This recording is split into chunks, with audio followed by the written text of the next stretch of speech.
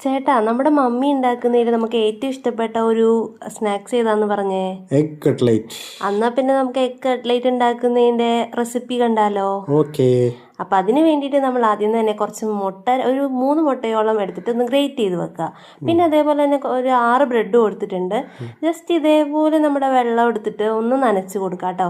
അതേ പിന്നെ വെള്ളത്തിൽ കൊണ്ടേ മുക്കി ബ്രെഡ് അതിൽ മുങ്ങിപ്പോയി എന്ന് പറയാൻ നിൽക്കരുത്, ജസ്റ്റ് ഒന്ന് നനച്ചെടുത്താൽ മതി കേട്ടോ. പിന്നെ എന്തൊക്കെ വേണം ചേട്ടാ? സവാള, കോൺഫ്ലവർ ഓയിൽ. സൺഫ്ലവർ ഓയിലല്ല ഗായ്സ്, നിങ്ങൾ തെറ്റിക്കുന്നു. കോൺഫ്ലവർ ആണ് വേണ്ടത്. പിന്നെ അതേപോലെ തന്നെ പച്ചമുളകും കറിവേപ്പിലയൊക്കെ എടുക്കുക കേട്ടോ.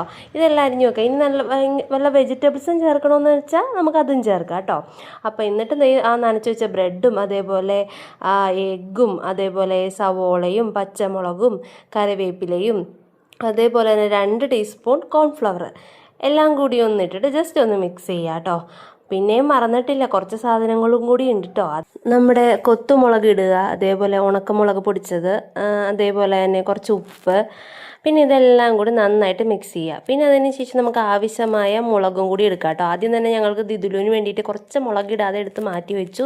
അതിന് ശേഷം ഞങ്ങൾ മുളക് കൂടി ഇട്ടിട്ട് ഇതേപോലെ നമുക്ക് ആവശ്യത്തിന് എരിവ്, വലിയ എരിവൊന്നും തോന്നില്ല, മധുരം ഉണ്ടല്ലോ ബ്രെഡിൻ്റേതായ, എല്ലാം കൂടി മിക്സ് ആയിട്ടുള്ളൊരു ടേസ്റ്റാണ്. അതായത് നമ്മുടെ കട്ട്ലൈറ്റ് അപ്പോൾ നന്നായിട്ട് കുഴച്ച് ഇതേപോലെ നമ്മളൊരു കട്ട്ലൈറ്റിൻ്റെ ഷേപ്പാക്കി വെക്കുക, ഇഷ്ടമുള്ള ഷേപ്പാക്കുക കേട്ടോ. അതിന് ശേഷം ബ്രെഡ് ഇങ്ങനെ പൊടിച്ച് വെച്ചിട്ടുണ്ട്. ആ ബ്രെഡ് ക്രംസിലും കൂടി ഇങ്ങനെ ഒന്ന് ജസ്റ്റ് ഒന്ന് പൊതിഞ്ഞിട്ട് നല്ല ചൂടായിരിക്കുന്ന എണ്ണയിലിട്ട് നന്നായിട്ടൊന്ന് ഫ്രൈ ചെയ്തെടുക്കുക കേട്ടോ.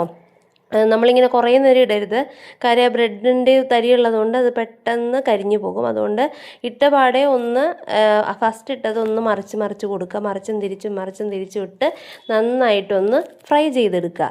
ദേ നല്ല കട്ട്ലേറ്റ് റെഡി ആയിട്ടുണ്ട് കേട്ടോ, നല്ല ടേസ്റ്റാണ്. അപ്പോൾ അമ്മ ഈ പറഞ്ഞ പോലെ ഒന്ന് ശ്രദ്ധിക്കാതിരുന്നപ്പോൾ ഒരെണ്ണത്തിൻ്റെ കളർ ഇച്ചിരി മാറിപ്പോയോന്നൊരു കുഴപ്പം, പക്ഷേ കളറ് ജസ്റ്റ് മാറിയിട്ടെന്നേ ഉള്ളൂ, കരിഞ്ഞൊന്നും പോയില്ല കേട്ടോ.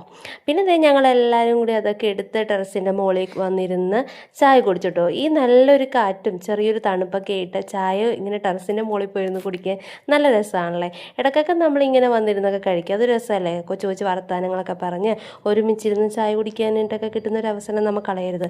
അപ്പോൾ വീഡിയോ ഇഷ്ടപ്പെട്ടെങ്കിൽ ലൈക്ക് ചെയ്യൂ, ഷെയർ ചെയ്യൂ, സബ്സ്ക്രൈബ് ചെയ്യൂ. Thank you.